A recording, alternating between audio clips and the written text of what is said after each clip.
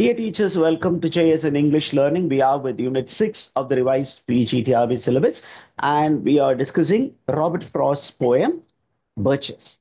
Right. What type of poem is Birches? Or when was it published? அப்படிங்கிற பேசிக் டீட்டெயிலை பார்த்துருவோம். Robert ஃப்ராஸ்ட்டை பற்றி நம்ம ஏற்கனவே பார்த்துட்டோம். மெண்டிங் பால் அப்படிங்கிற அந்த போயம் பார்க்கும்போது ஆத்தர் இன்ட்ரடக்ஷன்லாம் பார்த்துட்டோம். அவர் என்ன டைப் ஆஃப் போயட்ரி எழுதினார் அப்படின்னு பார்த்துட்டோம். இப்போ பர்ச்சஸ் அப்படிங்கிற போயத்தை பற்றி டீட்டெயில்ஸ் பார்ப்போம். Now, Robert Frost உடைய Birches. When was it first published? அப்படின்னு கேட்டிங்கன்னா, it was first published in the month of August 1915 in the August issue of the Atlantic Monthly. The Atlantic Monthly அப்படிங்கிற ஒரு மேகசீன்ல August மாதம் 1915ல publish ஆன ஒரு work தான். And this poem was published as part of a group of poems published by Robert Frost in the Atlantic Monthly. அந்த group of poemsக்கு அவர் கொடுத்த title வந்து a group of poems. And in the group of poemsல along with Birches, there were other popular poems like The Road Not Taken and The Sound of Trees.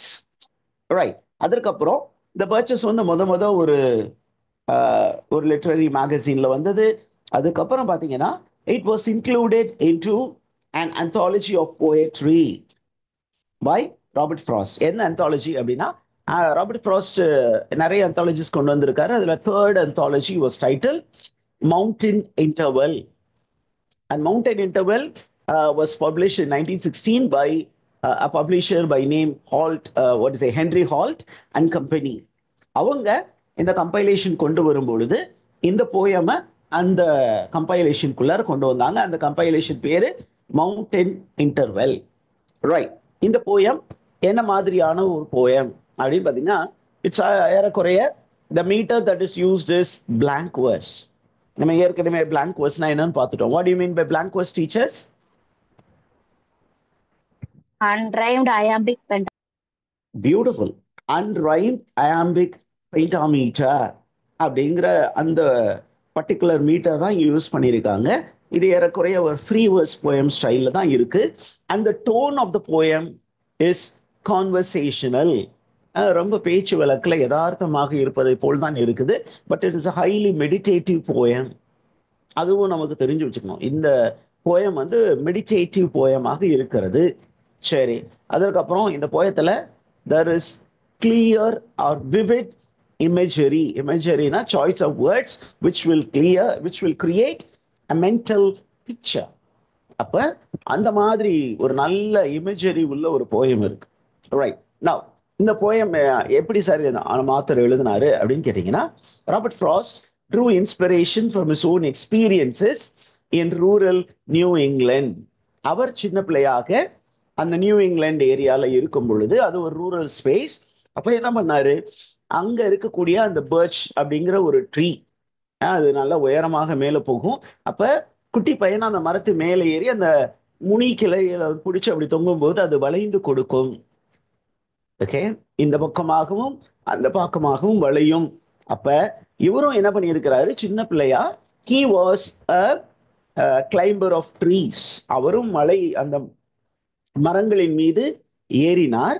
ஏறி அந்த மரங்கள் வளைவதை பார்த்து அவர் enjoy பண்ணார். அது ஒரு கேமா இருந்தது.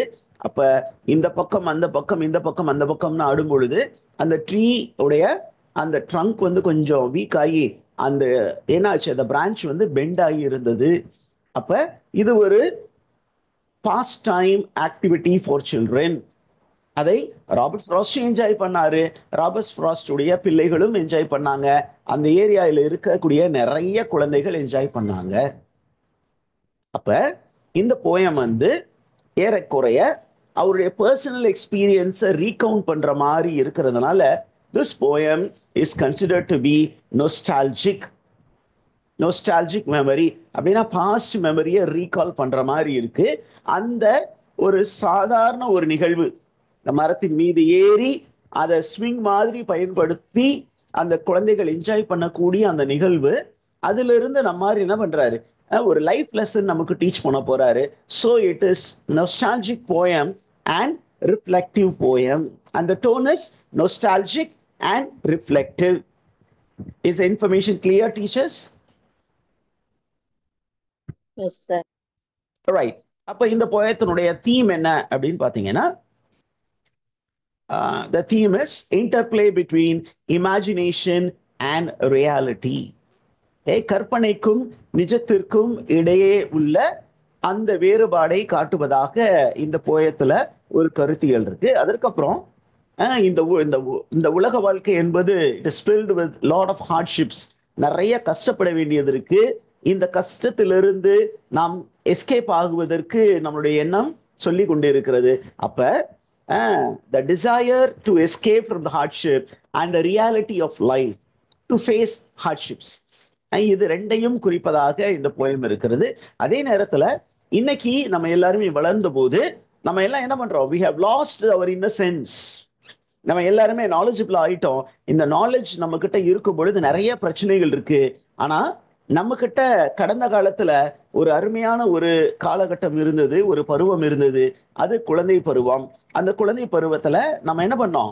நாலேஜ் அதிகமா இல்லை, ஆனா என்டர்டெயின்மெண்ட் அதிகமாக இருந்தது. இன்னசென்ட்டா இருந்தோம். நம்ம சுத்தி இருக்கக்கூடிய பிரச்சனைகளை பெருசா தலைமையில ஏத்தி வச்சுக்கல. ஆனா நாளடைவுல நாம் வளரும் போது, நாம் கல்வி கற்ற போது, இந்த உலக அனுபவங்கள் கிடைத்த போது நம்ம என்ன பண்ணோம்? we became clouded with too many problems. அப்ப இன்னைக்கு கடந்த காலம் அப்படின்னு the present and the past ஒரு கம்பேரிட்டிவ் மூட்ல கொண்டு போறதுதான் இந்த ஒரு poem. is the information clear, teachers? அடுத்தது என்ன சொல்றாருன்னா, இப்ப ஆத்தர் இந்த பிரசன்ட் டைம்ல இருக்கக்கூடிய ப்ராப்ளத்தை நம்ம எல்லாருக்குமே தெரியும். இப்ப நம்ம வளர்ந்துட்டோம். வளர்ந்த போது நமக்கு நிறைய பிரச்சனைகள் இருக்கு, வாழ்க்கையில நிறைய சவால்கள் இருக்கு. இப்படி சவால்களை ஒருவர் எதிர்கொள்ளும் பொழுது அவ்வப்போது இந்த சவால்கள் நம்மளை ட்ரபிள் பண்ணும்போது, அப்பாடியா இந்த மாதிரி பிரச்சனையை விட்டு நம்ம சின்ன பிள்ளையா இருந்திருந்தா நல்லாக இருக்குமே அப்படின்னு நினைச்சு பார்ப்போம். அப்படிதான் இந்த போயட்டும் நினைத்து பார்த்து கொண்டு இருக்கிறார். Okay, that is what we have in the poem. Now we go into the analysis of the poem. சரிங்களா? அப்படியே ஸ்டார்ட் பண்ணுவோமா? அனாலிசிஸ் ஸ்டார்ட் பண்ணிடுவோமா? Yes, sir. ரைட். அப்படியே நான் அந்த போயம் டெக்ஸ்டையும் உங்களுக்கு கொடுத்துருக்கிறேன். ஓகே, இதுவும் உங்களுக்கு ஷேர் பண்ணுவேன். அதே நேரத்தில் you will also find line by line summary. ஒரு சில லாங் டெக்ஸ்ட்க்கு மட்டும் என்ன பண்ண போறேன் அப்படின்னா, அந்த டெக்ஸ்ட்டை வச்சு நடத்த போறேன். மற்றது எல்லாத்தையும் சின்ன போயம் அப்படின்னு சொன்னா ஒரு தீமேட்டிக் யூனிட்டா எடுத்துட்டு அதை வச்சு பேஸ் பண்ணி what is the literary analysis, அதுக்கப்புறம் ஃபிகர்ஸ் ஆஃப் டிவைஸ், அந்த ஃபிகர்ஸ் ஆஃப் ஸ்பீச் எப்படி இருக்கு அப்படின்னு அனலைஸ் பண்ணுவோம். ஏன் அப்படின்னா அடுத்த போயம் நம்ம டீச் பண்ண போறது out of the cradle endlessly rocking. அது ரொம்ப லென்த்தியா இருக்கும். அதெல்லாம் என்ன பண்ணுவேன், அந்த டெக்ஸ்ட்டை வச்சுக்கிட்டே இந்த லைனுக்கு இதுதான் மீனிங், இதுதான் இங்கே பயன்படுத்தப்பட்ட ஃபிகர்ஸ் ஆஃப் ஸ்பீச் அப்படின்னு சொல்ல போறேன். அதுக்கு முன்னாடி நம்ம இங்க பாத்தீங்கன்னா இந்த போயத்தை எடுக்க போறோம். இந்த போயத்துல ஒரு சின்ன சின்ன சங்கா எடுத்து அந்த சின்ன சின்ன சங்கை அப்படி எக்ஸ்பிளைன் பண்ண போறோம். ஓகேவா? Let's go with line 1 to 4. இதுல என்ன கொடுத்துருக்காங்க அப்படின்னு நம்ம அப்படி மெதுவா பார்ப்போமே. Let's tag line 1 to 4. என்ன சொல்லியிருக்கு? when I see birches bend to the left or right across the lines of the straighter darker trees, I like to think some boy has been swinging them, but swinging doesn't bend them down to stay. இப்ப நம்ம ஆள் என்ன பண்றாரு அப்படின்னா, Robert frost I here refers to whom அப்படின்னு கேட்பாங்க. Who is the I in the poem in this line? Who is this I? இந்த I யாரு?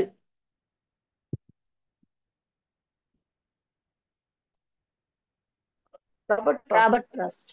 அவ்வளவுதான் நமக்கு அவ்வளவு தேவை. ஏன் அப்படின்னு கேட்டீங்கன்னா, அந்த சிபிஎஸ்இ பேட்டர்ன்ல ஒருவேளை கேட்டாங்கன்னா இந்த மாதிரி கொஸ்டின் கேட்பாங்க. Who is the I in the given line அப்படின்னு கேட்பாங்க. It is Robert Frost. அப்ப ராபர்ட் ஃப்ராஸ்ட் என்ன பண்றாருன்னா, he happens to see the birches. birch அப்படிங்கிறது ஒரு டைப் ஆஃப் ட்ரீ. அப்படி லாங்கா இருக்கும், டாலா கோனிஃபரஸ் ட்ரீ மாதிரி இருக்கும்னு வச்சுக்கோங்களேன். அப்ப இந்த ஊசி இலை காடுகள் நல்ல உயர்ந்து இருக்கக்கூடியது, ஆனா கொஞ்சம் ஃபிளெக்சிபிளா இருக்கக்கூடியது. அப்ப இந்த birch அப்படிங்கிறத பாக்குறாரு. இந்த birch எப்படி இருக்கு? some birches are bent to the left and some are bent to the right. Okay, அதே நேரத்துல அந்த பக்கம் பாத்தீங்கன்னா இன்னும் ஸ்ட்ராங்கான ட்ரீ இருக்கு. அந்த ட்ரீஸ் தூரத்துல இருக்கு.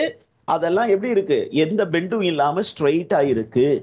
அப்ப முன்னாடி இருக்கக்கூடிய birches are bent. In structure. ஆனா அதுக்கு பின்னாடி இருக்கக்கூடிய ஸ்ட்ராங்கர் ட்ரீஸ் எல்லாம் எப்படி இருக்கு? They are in darkness, they are very strong, sturdy, ரொம்ப ஸ்ட்ராங்கா இருக்கு, ஸ்டர்டியா இருக்கு, எந்த பெண்டும் இல்லாமல் நேராக நின்று கொண்டிருக்கின்றன. அப்ப இந்த பர்ச்சஸ் வந்து பெண்ட் ஆகிருக்கு. இந்த பெண்ட் ஆகி இருக்கிறத நம்ம ஆள் பாக்குறாரு. உடனே he comes to a conclusion. What is the conclusion? அவரா ஒரு இமேஜின் பண்ணிக்கிறாரு. ஏன் அப்படின்னா, இவர் தன்னுடைய கடந்த காலத்தில் இந்த பர்ச் ட்ரீயை பிடிச்சி என்ன பண்றாரு, மேலே ஏறி ஸ்விங் மாதிரி அதை பயன்படுத்தி விளையாண்டு இருக்கிறார். அதனால அவர் என்ன பண்றாரு, ஐ லைக் டு திங்க்ங்கிறாரு. அப்படி யோசிச்சா எனக்கு அது மகிழ்ச்சியை கொடுக்கிறது. ஏன், நான் சின்ன பிள்ளையில இந்த மாதிரி இந்த பர்ச்சஸை ஒரு ஸ்விங் மாதிரி பயன்படுத்தி இருக்கிறேன். I like to think some boy has been swinging them அப்படின்னு இனிஷியலா யோசிச்சாலும் அவரு தன்னையே கரெக்ட் பண்ணிக்கிறாரு பாருங்க. இல்ல இல்ல, அப்படி ஸ்விங் பண்ணா என்னவாகும்? Suppose you are going to use a birch tree to swing, இந்த ட்ரீ இப்படி இருக்கு, அதை ஸ்விங் பண்ணும்போது என்னவாகும்? அப்படியே அது இப்படி பெண்ட் ஆகும், அப்புறம் இப்படி பெண்ட் ஆகும், அப்புறம் இப்படி பெண்ட் ஆகும், அப்புறம் இப்படி பெண்ட் ஆகி கீழே வந்துடும். அப்புறம் என்ன பண்ணும், திருப்பியும் போய் அப்படியே ஸ்ட்ரைட்டா நிற்கும். This will happen the other way around also. இது இப்போ நம்ம லெஃப்ட்ல போட்டிருக்கோம், லைட்லையும் அதே மாதிரி ஒரு டயக்ராம் போட்டிங்கன்னா அங்கே மேல இருந்து நீங்க ஏறணும்னு அப்படியே கீழே வரைக்கும் வரும், திருப்பியும் மேலே போகும், அந்த பக்கம் போய் இறங்கும், அப்புறம் நடுவில் வந்து நின்றும். அப்புறம் கொஞ்ச நேரம் கழிச்சு இந்த பையன் இறங்கிடுவான். அந்த அளவுக்கு வெயிட் ஒரு பையன் கிடையாது. அப்ப இவர் ஒரு கன்க்ளூஷன் வர்றாரு. என்ன அப்படின்னா, இந்த ட்ரீ ஃபுல்லாவுமே பெண்ட் ஆகிருக்கு. அப்ப இது ஒரு பையனுடைய அந்த ஸ்விங்கிங் ஆக்ஷன்னால இந்த ட்ரீ பெண்ட் ஆகி இல்லை. அப்ப இனிஷியலா the author is imagining a boy swinging on the birches, but later கொஞ்சம் யோசிச்சு பார்க்கும்போது அவருக்கு தெரியுது அது ஒரு இமேஜினேஷன் தான், ரியாலிட்டி வேற ஒண்ணு. இந்த பர்ச் இன்னைக்கு பெண்டா இருக்கு அப்படின்னா அதற்கு காரணம் அந்த பையன் இல்லை அப்படின்னு ஒரு புரிதல் அவருக்கு கிடைக்குது. அப்ப பையன் இல்லைன்னா யாரு அப்படிங்கிறது தான் நம்ம அடுத்த ஸ்டான்ஸால பார்க்க போறோம். Did you understand the first 4 lines, teachers? Yes, sir. இப்போ அப்படியே வாங்க, இங்க பாருங்க. When I see birches bend to the left and right, bend to the left and right அப்படிங்கும்போது நம்ம அப்படியே காட்சி படுக்க முடியுது. எப்படின்னா, ட்ரீஸ் பின்னாடி இருக்கிற ட்ரீஸ் வந்து ரொம்ப ஸ்ட்ரைட்டா இருக்கு, தூரத்துல இருக்கக்கூடிய ட்ரீஸ் எப்படி இருக்கு, ரொம்ப ஸ்ட்ரைட்டா, எல்லா ட்ரீஸும் ஸ்ட்ரைட்டா இருக்கும்போது இந்த பர்ச் மட்டும் ஒரு சில பர்ச்சஸ் எப்படி இருக்கு, ஒரு சில பர்ச்சஸ் எப்படி இருக்கு. ஸோ நமக்கு என்ன தெரிய வருது அப்படின்னா, அப்படியே ஒரு காட்சிப்படுத்த முடியுது. Purchase bend to the left, bend to the right. அப்படியே கண்ணு மூடி பாத்தீங்கன்னா ஒரு ட்ரீ இந்த பக்கம், ஒரு ட்ரீ, ஒரு சில ட்ரீஸ் இந்த பக்கம் பெண்ட் ஆகி இருக்கிறது நமக்கு கண்ணுக்கே தெரியும். So it is called visual imagery. அடுத்தது பர்ச்சஸ் பெண்ட் அப்படின்னு கொடுத்துருக்கு. இங்க பாருங்களேன், இந்த பர்ச்சஸ் பெண்ட் அப்படின்னு ஒரு 2 வார்த்தைகள் இருக்கு. இந்த 2 வார்த்தையிலையும் ஓப்பனிங் இஸ் b, அந்த b சவுண்ட் இருக்கு. b அப்படிங்கிறது ஆல்பபெட், அதனுடைய corresponding sound is b, b, b, b, plosive, stop plosive. அப்ப b, பாய், அந்த b, அந்த சவுண்ட். அப்ப ரெண்டுலயுமே பிகினிங் வந்து கான்சனன்ட் சவுண்ட் இருக்கு. So what is the figure of speech used? Alliteration. Alliteration. அவ்வளவுதான். நீங்க எப்படி கண்டுபிடிக்கணும் அப்படின்னு சொல்லிடுறேன். It is alliteration. இவங்க 10ஐயும் பேரலா கவர் பண்ணிட்டே வந்துகிட்டு இருக்கோம். அது தனியா வந்து நம்ம டைம் எடுக்கிறது, கிளாஸ் எடுக்கிறதுக்கு டைம் இருக்குமான்னு தெரியல. பட் இப்போ வரும்போதே இதெல்லாம் நடத்திட்டு வந்துருவோம், அதுக்கான டெஃபினிஷன்ஸ் எல்லாமே கொடுத்துட்டு வந்துருவோம். So be cautious about that also. Purchase pen ரெண்டுலயுமே பிபி வரக்கூடிய ஆல்பபெட் முக்கியம் இல்ல, அந்த சவுண்ட் முக்கியம். ரெண்டுமே கான்சனன்ட் சவுண்ட். So alliteration. அடுத்தது பாருங்களேன், when I see birches bend to the left and right, அப்போ birches முன்னாடி இருக்கு, பின்னாடி பாருங்க across the line of straighter darker trees. அங்க வந்து பின்னாடி இருக்க ட்ரீ ரொம்ப ஸ்ட்ராங், முன்னாடி இருக்கக்கூடிய birches வந்து பெண்டா இருக்குன்னு சொல்லும்போது the author is actually establishing a contrast. நமக்கு ஒரு கான்ட்ராஸ்ட் காட்டுறார். கான்ட்ராஸ்ட்னா தமிழ்ல வேறுபடுத்தி காட்டுகிறார். முன்னாடி இருக்கிறது பர்ச்சஸ், பின்னாடி இருக்கிறது வேற டைப் ஆஃப் ட்ரீ. அதுல ஸ்ட்ராங்கான பர்ச்சஸா கூட இருக்கலாம், ஒரு வெரைட்டி. அப்ப ஒண்ணு வந்து வீக்கர் வெரைட்டி, அது பெண்ட் ஆகிருக்கு ரைட்டு லெஃப்ட்ல, இன்னொன்னு ஸ்ட்ராங்கா நிக்குது. So there is a symbolic contrast. There is also a visual contrast. இதை இமேஜரியிலையும் எடுத்துக்கலாம். இது புரிஞ்சுச்சா teachers? Yes, sir. We will go to the next few lines. அப்ப இப்ப பையன் வந்து இந்த பர்ச்சஸ மேல ஏறி ஒரு ஸ்விங்கா பயன்படுத்தி இருந்தா அந்த ட்ரீ என்ன பண்ணும்? லெஃப்ட் ரைட்னு ஸ்விங் ஆகிட்டு ஸ்ட்ரெயிட்டா வந்திருக்கும். அப்ப நம்ம ஆத்தர் என்ன சொல்லிட்டாரு?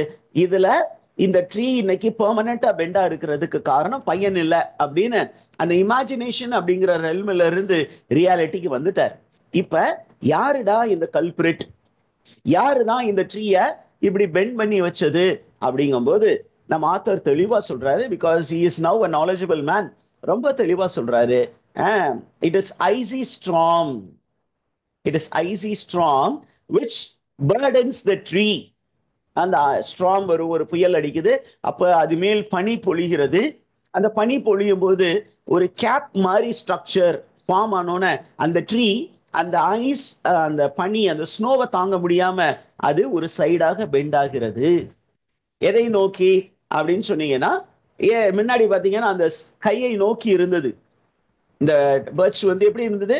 ஸ்ட்ரெயிட் லைனா இந்த ஸ்கை அப்படிங்கிற விஷயத்தை நோக்கி இருந்தது.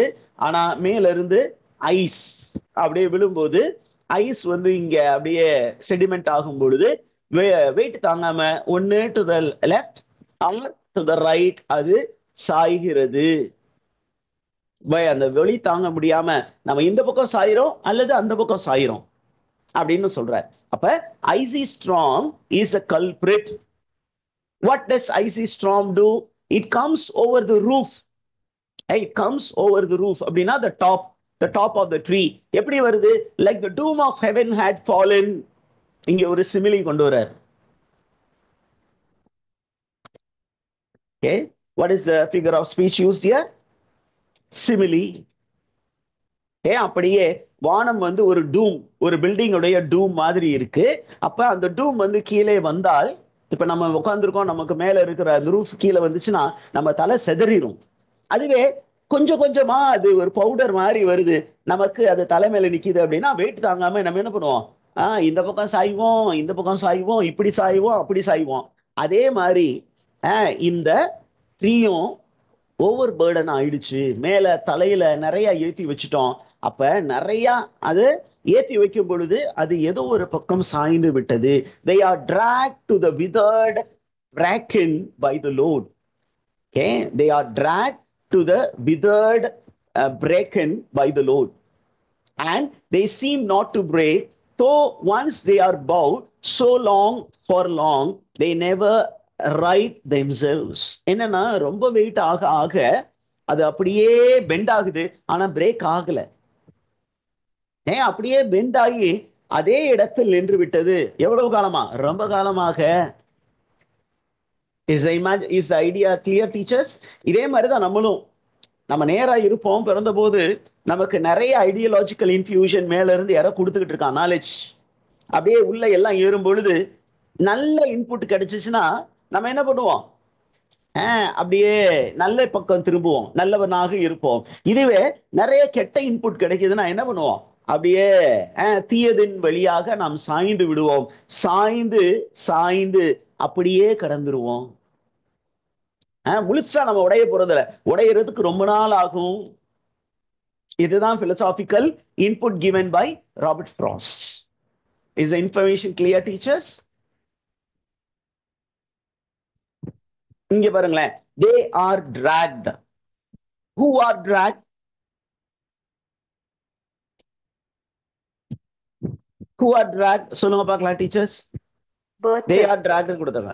Birches are dragged. அப்ப நார்மலி who drag அப்படிங்கிற வேர்டு வந்து இது ஒரு verb. நம்ம வந்து ஹியூமன் பீயிங்ஸ் பயன்படுத்துற வேர்பு. ஆனா இங்க பாத்தீங்கன்னா dragged to the withered breaken by the load அப்படின்னு சொல்லியிருக்காங்க. அப்ப நம்ம அது உடைய போறோம் அப்படிங்கும்போது it is personified. Okay, so you find trees are given human like feeling, human like suffering. அப்படியே லோடு ஏத்த ஏத்த நம்ம ஐயோ தாங்க முடியலேன்னு கத்தி கதற மாதிரி அந்த ட்ரீயும் கத்தி கதறுகிறது, முழுமையாக உடையவில்லை. நமக்குமே பாருங்க நிறைய பிரச்சனை மேல பிரச்சனை வருது. இப்ப டிஆர்பி 2 வருஷம் ஆக போகுது. அப்ப இப்ப வந்துரும், அப்ப வந்துரும், இப்ப வந்துரும், அப்ப வந்துரும் சொல்லும்போது நம்ம என்ன பண்றோம், அதுக்காக உட்காந்து மண்டைய போட்டு இடி இடின்னு இடிச்சு எல்லா ஐடியாஸையும் line by line word by word இழுக்கும் பொழுது நமக்கு என்ன ஆகுது, டென்ஷன் தலையில ஏறுது, சஃபரிங், ஐயோ தாங்க முடியலையே, எப்பதான் வைப்பாங்கன்னு தெரியலையே, டிஆர்பில இருந்து எப்ப நோட்டிபிகேஷன் வரும்னு சொல்லியிருக்காங்க, எப்போ வரும், வந்துருமா வராதா அப்படின்னு ஒரு டிலமாவும் இருக்கும். இது எல்லாமே சஃபரிங். அந்த சஃபரிங்னால என்ன ஆகுது, பாதி பேருக்கு தலையில இருக்க முடி கொட்டி போச்சு, படிச்சு படிச்சு வேற அப்படியே மண்டையில ஏத்தி சூடாகி முகம்லாம் சில பேருக்கு என்னாச்சு, சுருக்க விழுந்து போய் ரொம்ப டயர்ட் அப்படியே சொங்கிய மாதிரி ஆயிடுச்சு. This is the load of the suffering. மனிதனுக்கு அந்த லோட் ஆஃப் சஃபரிங் இருக்கு, அந்த ட்ரீக்கும் ஒரு சிமிலர் லோட் ஆஃப் சஃபரிங் இருக்கு. Is idea clear teachers? Yes, sir. அடுத்த லைன் பாருங்க, break in by the load. இந்த ரெண்டுலயுமே பாத்தீங்கன்னா இங்க ஒரு பர்ஸ் சவுண்ட் இருக்கு, இங்கேயும் ஒரு பர்ஸ் சவுண்ட் இருக்கு. So the figure of speech is alliteration. அடுத்தது கம் டு திஸ் ஒன், இங்க இருக்கு பாருங்க. Okay. And they seem not to break though once they were bowed. Once they were bowed. Bowed அப்படின்னா அந்த ட்ரீ வந்து அப்படியே வளைஞ்சு போய் உடையில, ஆனா என்ன ஆயிருச்சு, பெண்டா இருக்கு. They are bowed. Bowed like what? Bowed like human beings. நிறைய சஃபரிங் வரும்பொழுது ஹியூமன் பீயிங்ஸ் ஆல்சோ bow. அவங்களும் எல்லா ஒரு விஷயத்திற்கு வளைஞ்சு கொடுத்து போறாங்க. So it's a metaphorical comparison. அப்படி ஒரு தடவை யார் முன்னாடியாவது நீங்க தலை வணங்கிட்டீங்கன்னா கடைசி வரைக்கும் தலை வணங்கி இருந்து ஆக வேண்டும். திருப்பியும் நீங்க தன்மானம் உள்ள ஒரு மனிதனாக நீங்க என்ன பண்ண முடியாது, நேராக நிற்க முடியாது. அது நல்லவன்ட்ட தலைவனாலும் சரி, இல்ல கெட்டவன்ட்ட தலைவனாலும் சரி, ஒரு தடவை உங்க தலையை வந்து வணங்கி சாமி நன்றி அப்படின்னு சொல்லிட்டீங்கன்னா கடைசி வரைக்கும் கும்பிடு போட்டு தான் ஆகணும். So the author is philosophizing on an ordinary happening. பாத்தீங்களா எப்படி ஒரு சின்ன ஹாப்பனிங் எடுத்து அதை எப்படி பிலாசபைஸ் பண்றாரு, லைஃப்க்கு ஈக்குவேட் பண்றாரு பாத்தீங்களா. இப்ப இந்த கான்செப்ட் புரிஞ்சுதா? நம்பர் 9 வரைக்கும் புரிஞ்சுச்சா? Shall we go to the next chunk? Yes, sir. Yes. அப்படியே அடுத்த 10 to 13 போவோமே. You may see their tongues. அப்ப the author பாத்தீங்கன்னா டைரக்டா நம்மளை அட்ரஸ் பண்றாரு ரீடரை. இப்ப டைரக்டா யூ மே அப்படிங்கும்போது who is this you அப்படின்னு கொஸ்டின் கேட்டாங்கன்னா நீங்க என்ன ஆன்சர் எழுதுவீங்க? The author is addressing the reader. My dear friend, you may see them. நான் பார்த்தேன், நீங்களும் போய் பார்க்கலாம். You may see their trunk. Whose trunk? Yes. The birches. And the birch tree உடைய trunks. The birch உடைய trunk. அந்த birch tree உடைய chunk எப்படி இருக்கு அப்படின்னா, it is arching in the woods years afterwards. முதல்ல ஒரு தடவை வளைஞ்சிச்சுன்னா நிறைய வருஷம் அப்படியே தான் இருக்கும். Trailing their leaves on the ground. அப்படின்னா என்ன சொல்றாங்க அப்படின்னா, இந்த பனி விழும்போது இந்த ட்ரீ இப்படி நிக்கிற ட்ரீ, நேரா நிக்கிற ட்ரீ அப்படியே வளைந்து விடும். இப்படி வளையும் போது என்ன ஆகும், இந்த இலைகள் இப்படி நேரா இருக்கிற ட்ரீ, அதனுடைய இலைகள் கிளைகள் எல்லாம் இப்படி நேரா நின்றுகிட்டு இருக்கும். இதுவே இந்த ட்ரீ வந்து இப்படி அந்த பனி பொழியும் போது என்னவாகும், இந்த தரையை நோக்கி அது சாயும் பொழுது என்ன ஆகும் அப்படின்னு பாத்தீங்கன்னா மிகவும் அருமையான ஒரு காட்சி. என்ன அப்படின்னா அதனுடைய இலைகள் எல்லாம் இப்படி தரையை நோக்கி அப்படி வந்துடும். அப்ப இது எப்படி இருக்குது அப்படின்னா அதுக்கு ஒரு சிமிலி கொடுக்கிறாரு. The tree bending forward with its leaf facing the ground. அது எதை போல இருக்கிறது அப்படின்னா, it is like girls on knees. இப்ப பெண்கள் வந்து என்ன பண்ணுவாங்கன்னா தலை குளிச்சுட்டு இந்த முடியை காய வைக்கிறதுக்கு சூரியனை நோக்கி தங்களது முடிய அப்படியே முன்னாடி போட்டு அப்படியே உட்கார்ந்துருப்பாங்க. அப்படி முடி இப்படி கீழே கிடக்கும். அப்ப girls on hands and knees that throw their hair before them over their heads to dry in the sun. சூரியனில் முடியை உலர்த்துவதற்காக பெண்கள் அந்த முடியை வந்து என்ன பண்ணுவாங்க, தரையை நோக்கி போட்டுட்டு அப்படியே உட்கார்ந்துருப்பாங்க, மண்டி போட்டு இப்படி. அந்த மாதிரி இந்த பர்ச் ட்ரீயும் அமர்ந்திருக்கிறது அப்படின்னு ஒரு அழகான ஒரு விஷுவல் இமேஜரியை நமக்கு கொடுக்கிறார். அப்ப அந்த ஃபிகர் ஆஃப் ஸ்பீச் புரிஞ்சுச்சா டீச்சர்ஸ்?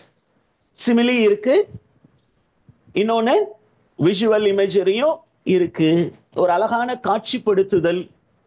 ஒரு ட்ரீய ஒரு பெண்ணோடு என்ன பண்றாரு ஒப்பிட்டு, அந்த ட்ரீ பெண்டா இருக்கு, ஐஸ் ஃபுல்லா அதுல கவர் ஆயிருக்கு.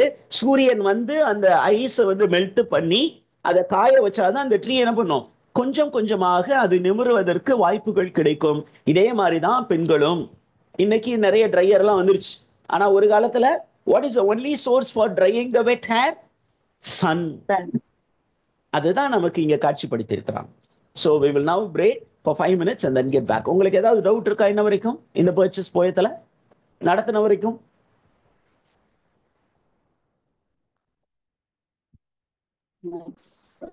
No doubt.